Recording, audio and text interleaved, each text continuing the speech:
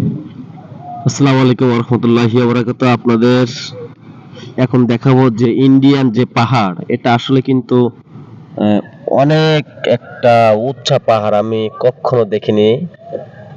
আপনাদেরকে দেখানোর জন্য আমি আসছি। আমার পিছে কিন্তু সেই ইন্ডিয়ান যে পাহাড়টা, আসলে কিন্তু সেটা অনেক একটা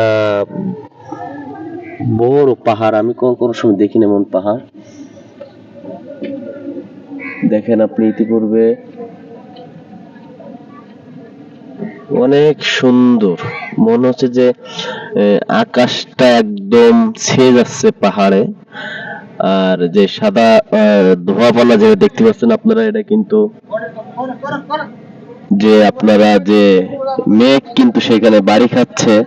এই উম, পাহাড়ের উপরে যে মেঘ বাড়ি খাচ্ছে, এজন্য কিন্তু এই সাদা যে অংশ, এগুলো কিন্তু সে দেখা যাচ্ছে। মাশাআল্লাহ মাশাআল্লাহ।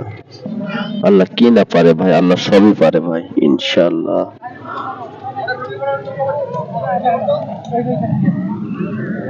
মহান আল্লাহ তাআলা আসলে আমাদের আহ, অনেক নিয়ামত দিয়েছে আসলে।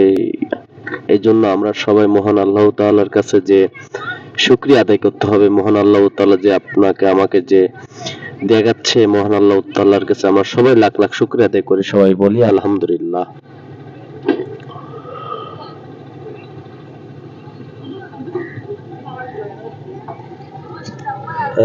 আমাদের যে ঢাকা থেকে সিলেটে যে আসছি, কিন্তু সিলেট যে যেখানে আসছিলাম বেড়াতে, চা বাগানে, সেখানে কিন্তু আমরা 2 দিন যাবত বেড়াইছি। বেড়ানোর পরে কিন্তু আমরা যে এই যে ভারতী যে পাহাড় বলে, সেখানে কিন্তু আমরা আজকে চলে আসছি।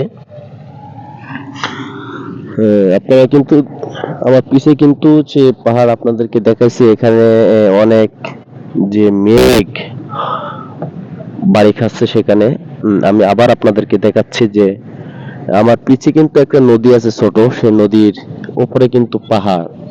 ভিডিওতে অবশ্যই যদি কম দেখা যায়, আসলে কিন্তু পাহাড়টা অনেক উঁচা।